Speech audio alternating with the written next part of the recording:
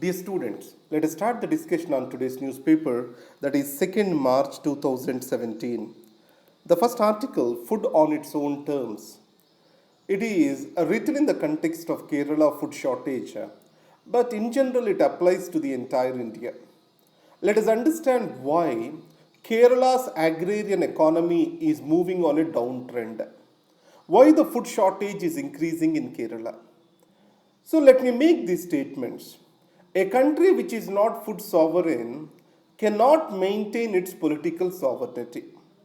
You can observe when India went for grain to United States of America, the Lyndon Johnson statement reflects this. And second, similarly, a state becomes excessively dependent on center to feed its people. The balance in the center-state relations will shift towards the center. The Kerala situation is exactly the same. In this context, the Kerala economy is by and large influenced by two factors. One is migration and second is land reforms. As Gulf has become a destination for the Keralites, the cost of labor for agriculture has increased. And the second, the relative prosperity has made the people to move away from agriculture. And the patriarchy in the society did not make the women to enter the fields and work over there. Land reforms, they have provided a new dimension. If I am the owner of a land, I cannot lease it out because the tenancy is prohibited in Kerala. As there is no leasing of the land, either I have to till it or keep it vacant. And most of the landowners have kept the land vacant. And the other factors such as land degradation has also increased. So again, Kerala is highest urbanized state in India.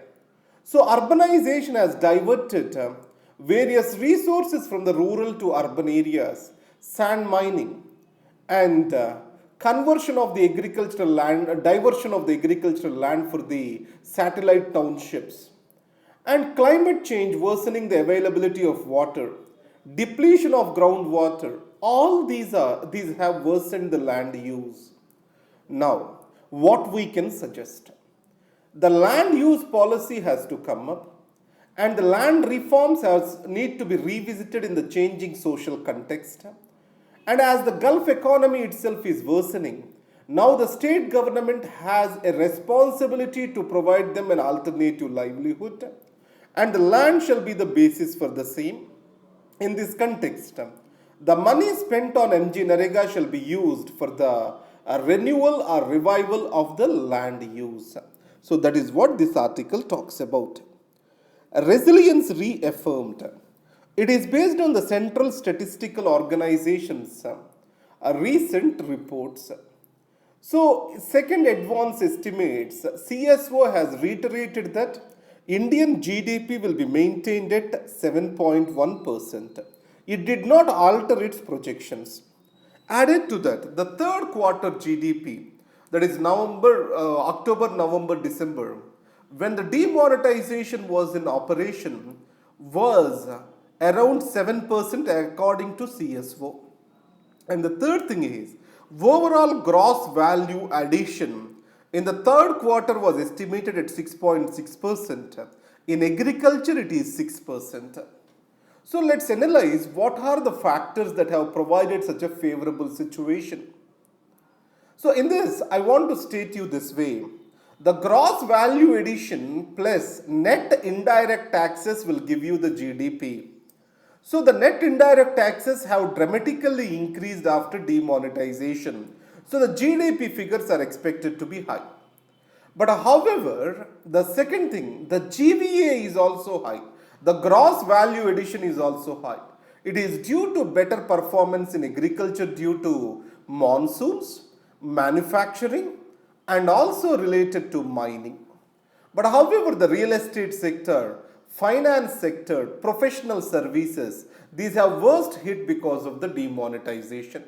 So as we have expected that the demonetization has brought the Indian economy based on trust to a grinding halt, as said by Amartya Sen was not very true. That's what the statistics say.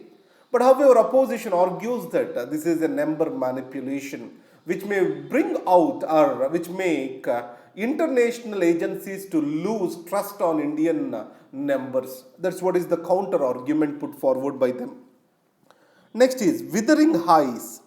It is about the Indian Meteorological Department's report, which states that 2017 summer is going to be hottest. Even hill stations are going to face severe heat. Now, last year we have seen the heat stroke, heat wave, various phenomenon, and summer management is going to be a big hurdle for administration, and policy also has to take this into consideration. So, climate change can be stated as the biggest challenge for the same. So, in this context, improving the urban green cover, such as terrace farming and green walls, these can provide a respite. And second is, dependence on fossil fuels has to come down for India. Alternative energy has to be looked into. And finally, no effort will be successful without people participating in this. So, the urban water renewal or water shortages need to be addressed with effective use of the water by the urban residents. So, these are the things which we need to understand. Trolled into silence. This is about Gurmehar Kaur's fate after she resisted ABVP. Let's not get into politics or else favoritism or disfavoritism over here. I want to say you one thing. Nationalism is not a binary debate, or no argument shall be reduced to be a binary debate of national and anti-national. So there is a golden mean somewhere in between and we need to strive for the same. Now let's get into open-ed pages. The more things change, it is about Tamil political context. Now both DMK and AIDMK are based on Dravidian agenda. So the Dravid agenda has strong influence on identity politics, centralized leadership, populism, anti-Hindi, cultural reorientation or emphasizing agrarian rural culture. All these are part of the Dravidian movement. So the Dravidian movement was built on anti-Hindi, anti-North movement. So in this context, in spite of recent changes in the politics, this is not bound to change. So any economic or civil difficulty in Tamil Nadu is more expressed in the terms of culture. The economic and civilian difficulty and crisis situation, political crisis in Tamil Nadu is expressed as Jallikattu. That's a clear symbolism. So any cultural movement in Tamil Nadu will have economic, social and political underpinnings. Coming to Operation Replay. Now this article talks about the Pakistan's fight against terrorism. Now I want to divide the Pakistan terror organizations into three types. Now, many of the organizations are ideologically based. It means that for them, puritanical form of Islam is what they emphasize on. They do not differentiate between Pakistan, India and Afghanistan. So, these are also responsible for attacks within Pakistan. So, the first one is ideological based, which are also causing the terror activities in Pakistan. Tehrik-e-Pakistan, Tehrik-e-Taliban Pakistan, TTP is a major example for this. And second is the state sponsored and used against Afghanistan. Here the examples are Haqqani Network and Taliban. And then we have militant agencies from Punjab, Sindh regions. They are majorly focused on Kashmir and in India. And then Lashkar-e-Taiba is the major example for this. So, previously Zarb-e-Azab, it was focused on terrorism in Pakistan like TTP organizations. Its major emphasis is on tribal belts. Now, a new movement is going to come up, so that is Fasad. So this Fasad, it is going to talk about People who are focusing on Punjab and Sindh and also the terror organizations focusing on Afghanistan. So to what extent it is going to be feasible is a major question. So however, we can say one thing. So the existing movement that is called Radul Fazad, the existing movement, the Radul Fazad is the first anti-terror urban agenda. But however, if you take the history of Pakistan, political connections are deep with the religious connections. So, the existing military fight against the terrorism is going to widen the gulf between civilian and military administration. And the terrorists in Pakistan are tried in the military courts, not in the civil courts. And the second, there is terrorism and freedom movement, these are two different things. Now, if you take Balochistan, there is a freedom movement which was very strong, and Pakistani establishment sees them as the terrorists, and use of air force also happened against them. Already Pashtuns are talking about the profiling, racial profiling of them by the Pakistani military.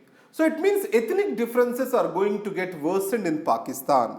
So these are the important things. Now let's get into the world page.